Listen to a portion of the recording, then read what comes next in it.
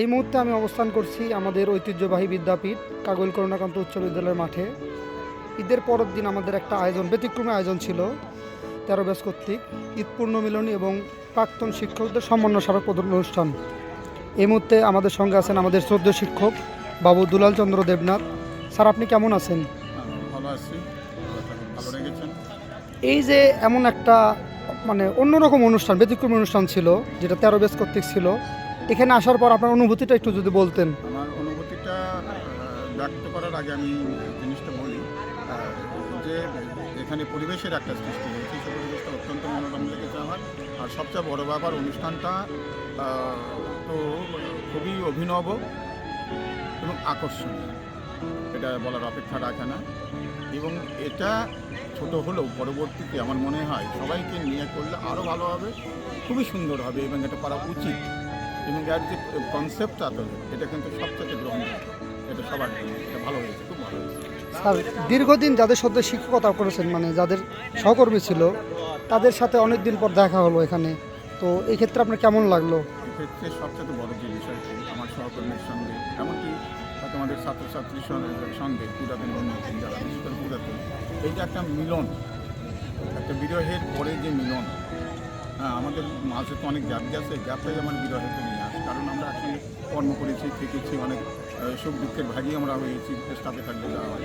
এবং সেই মানুষগুলোর সঙ্গে পুরাতন যারা আমার সহকর্মী ছিলেন তাদের সঙ্গে যে দেখা হওয়াটা আর ছাত্রের সঙ্গে দেখা হওয়াটা একটা ব্যাপার, এটাই কিন্তু হওয়ার কথা। আমরা সমাবর্তন অনুষ্ঠানগুলো দেখি বিভিন্ন বিশ্ববিদ্যালয়ে যেগুলো হয়, এটাও তার ব্যতিক্রম নয়। আর পাশাপাশি এইরকম অনুষ্ঠানগুলো হওয়া দরকার, এতে করে একটা মেলবন্ধন, ছাত্রছাত্রীর সঙ্গে শিক্ষকদেরই একটা মেলবন্ধন এটা হয়। এবং এই যে গ্যাপটা, যেটা আমরা আমাদের যে মধ্যে যে বিষয়টা, যে গ্যাপটা, এটা কিন্তু আর থাকে না।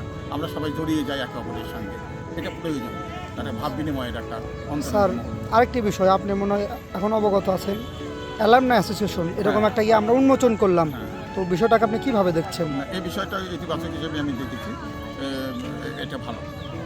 তো এক্ষেত্রে আপনার যদি কোনো উপদেশ বা থাকে আর কি আমাদের প্রতি, কি এটা প্রতি বছর এরকম করা উচিত এবং করা না হলে অন্তত 2 বছর পর পর একটা বৃহৎ আকারে সবাইকে নিয়ে করলে আরও সুন্দর হবে এবং সর্বাঙ্গীন হবে।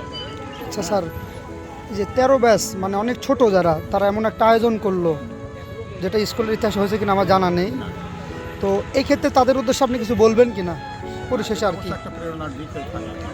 আমি লক্ষ্য করে দেখেছি যে যারা আসলে এসছে, অনুষ্ঠানে এসছে বা আসেনি, তারা কমিউনিটি খুব অনুপ্রাণিত হচ্ছে যে না, এরকম ব্যাপারটা সাংঘাতিক। এবং আমার পুরাতন জেনারা ছিলেন, যা সহকর্মী থেকে শুরু করে যারা ছিলেন, তারা কিন্তু সবাই এই বিষয়টাকে প্রশংসা করেছে। এটা হওয়া উচিত, এটা হওয়া, এটা যেন থেমে না থাকে, এটা যেন চলমান থাকে।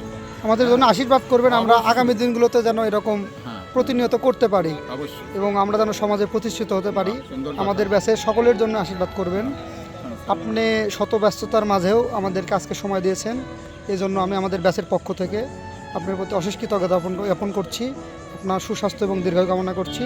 আপনাকে অসংখ্য ধন্যবাদ স্যার। বাবা, তোদেরকে ধন্যবাদ। এরপরে এরকম একটা আয়োজন করতে ব্যতিক্রম জন্য সত্যি ভালো হয়েছে এবং অনেকেই ভাষায় প্রকাশ করতে পারছিল না, এমন একটা বিষয়। খুব ভালো, খুবই ভালো। এবং সহযোগিতা আমাদের দিক থেকে আমরা যতদিন বেঁচে থাকবো করে রাখতে পারে আমার সারা বাড়ি।